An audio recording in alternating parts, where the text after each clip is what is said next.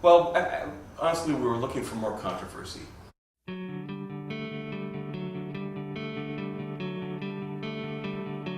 What we do is really valuable. We provide this amazing little bubble of difference, this little bubble of freedom for a little while out on the streets for a couple of hours. That's really important. It's a really bright point for people all through the year for and let's please do remember that. If we can't, let's stop.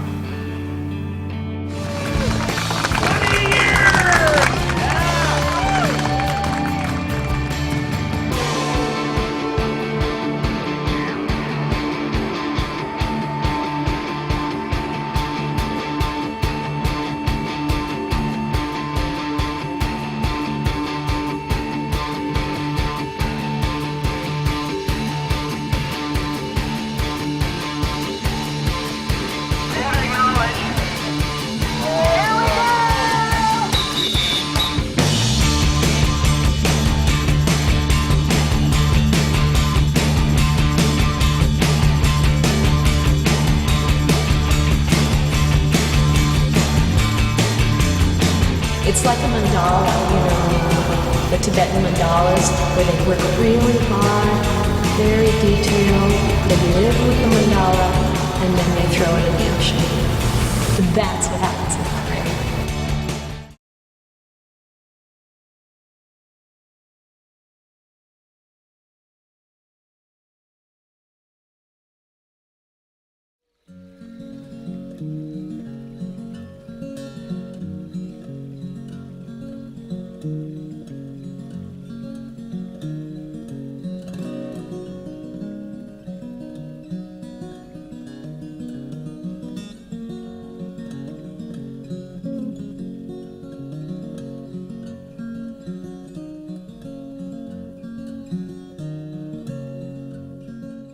20 years ago, let's say 30 years ago. Let's say 30. 30 years ago, the mill that had been there were several hundred mill workers there. And the man that ran it, J.R. Burke, retired. And there's all these old buildings there. And the neighborhood kind of fell into disrepair because nobody was working. And pretty soon the area was pretty low down. There wasn't a lot of maintenance done to the buildings, and the population the demographics kind of turned into a lot of low-income folks. So the first thing you saw when you came off the Fremont Bridge going north was the bikers and the hippies, but also artists, students, and mostly didn't have money, but I found the area attractive.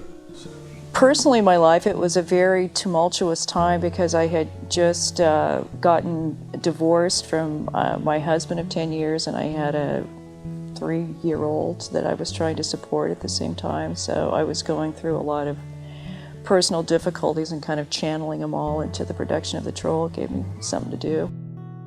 If it was not for Barb, there would be no Troll, there would be no parade. And, a great contributor to everything that's happened in Fremont for the last 20 years.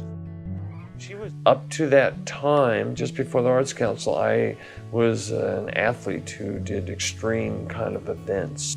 I was in a really bad car accident while I was working in. I have a progressive disease, and it's an arthritic disease. And the current idea for recovery was not to do anything. My athlete days were over, and part of my self-image at that time was all about being an athlete. I became clinically depressed, and I remember somebody came to me and said, this group called the Fremont Arts Council is going to do a parade, and you should just go see it. I know you're going to like it. And I went down and I looked at that and went, this is an opportunity. I need to do something. And public art in particular is really important to life. It's our sort of mark on the planet. It references our culture, it references our values. Sure, it's controversial because that's a possibly good thing about it. The Troll is a little too uncontroversial. Maybe it's not edgy enough to be really top-notch public art, but it's popular. art, this particular piece has transformed, it's become a symbol of the neighborhood. It started community traditions. It's definitely transcended its role as art, but art in general, people stumble upon it and it changes their day, it brightens them up, or it pisses them off, one or the other. First, what it does is if you let the community have a project that's of the magnitude of the Troll, large scale, it's going to be there for a long time. It has meaning for the community. It symbolizes something for the community. And then you have the people decide how that's going to happen. So now you have community involvement. You have people of diverse reasons working together and sometimes against the project, but then again, there's democracy going on. This is how you get to be involved. And the gift of artists is that the sense of creation is subversive. You look at things differently. You take preconceived ideas and then you turn it on your head. Teaching art is one way to kind of subvert any dominant conservative paradigm.